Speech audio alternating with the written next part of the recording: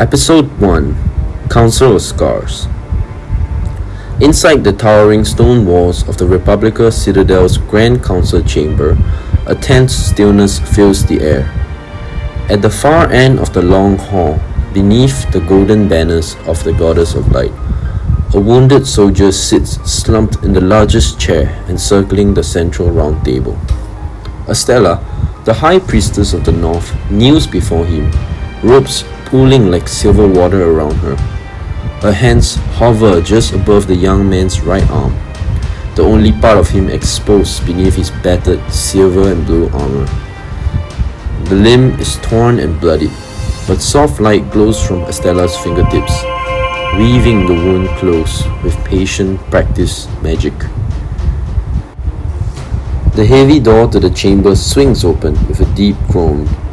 An imposing figure strides inside, clad in similar silver and blue armor, but on his broad frame, it looks like a cage, barely containing him. Every step he takes echoes across the cold stone floor. The young soldier jolts upright, wincing as he springs into a rigid salute, his right hand snapping shakily to his forehead. My lord! The towering man, Sir Nolan Leopold, commander of Republica's armies, slows his approach, one gloved hand pointing towards the soldier's bandaged arm. At ease, soldier. Has your arm been fully healed yet? The young man gives a frantic shake of his head, unable to meet Nolan's steady gaze. Before either can speak further, Estella rises part way from her crouch, her voice cool and firm. Sir Nolan, please. Try not to startle the wounded when they are under my care. Sir Nolan inclines his head in a gesture of respect, his tone lowering. My humblest apologies, High Priestess. I forget myself.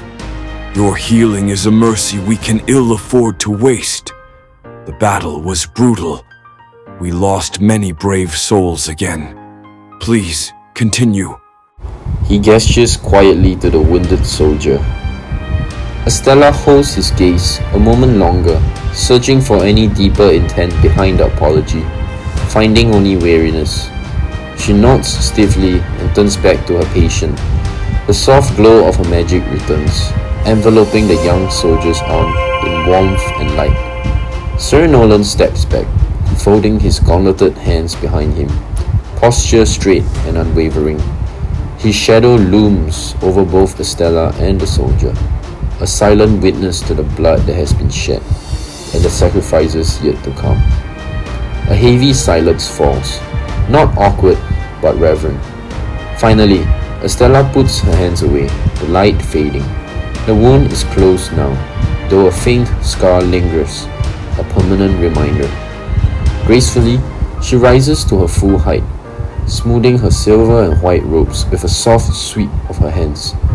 The young soldier bows deeply, relief and gratitude flickering across his bruised face. You are dismissed, soldier. Rest. Your duty is done for today.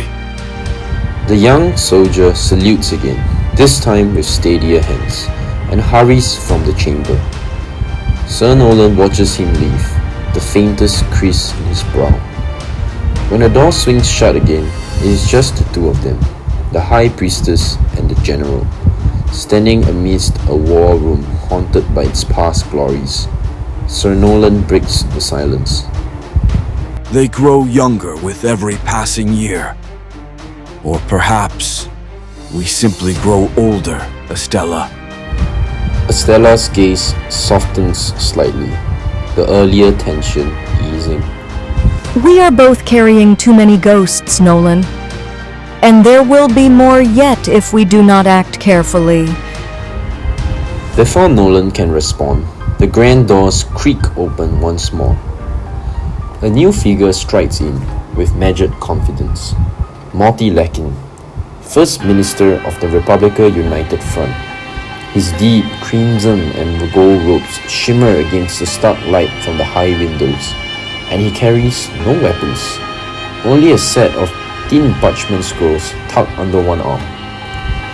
When Nolan's presence weighs like iron, Morty's arrival feels like the sharp snap of silk. Forgive the intrusion, High Priestess. General, it seems the war refuses to wait for healing or mourning. Nolan's shoulders stiffen immediately, though he forces a curt nod. Estella, however, offers Morty only a thin, diplomatic smile. Minister Lecken, to what do we owe the pleasure? Morty approaches the round table, casually setting down the scrolls, maps, reports, edicts before glancing between them. The council must convene immediately. There are recommendations that cannot wait. Recommendations or demands this time? Only what is necessary for Republica's survival. New levies, revised conscription laws, temporary emergency powers to speed resource allocation. Minor administrative matters, really. The word conscription hangs in the air like a drawn blade. Estella steps forward, ropes whispering against the stone floor. You wish to conscript the temple apprentices. Morty's eyes gleam. Their talents could serve better at the front lines than within ivory towers. Magic is a weapon, High Priestess. In times of war, every weapon must be drawn. Sir Nolan's fists clench at his sides. You propose sending healers to die at the vanguard. Do you truly understand what you are asking? Morty shrugs slightly, as if the blood cost is merely numbers on a ledger.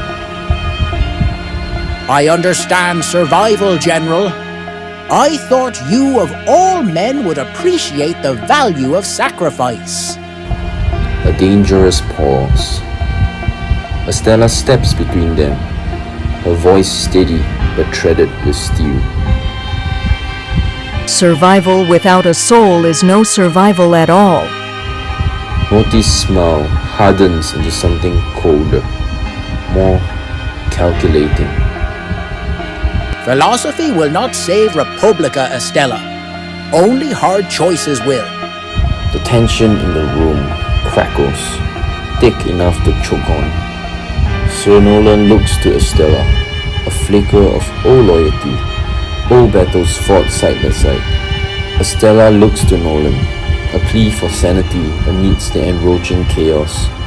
And Morty stands alone, patient, certain that the tide of necessity will drown both their protests in time.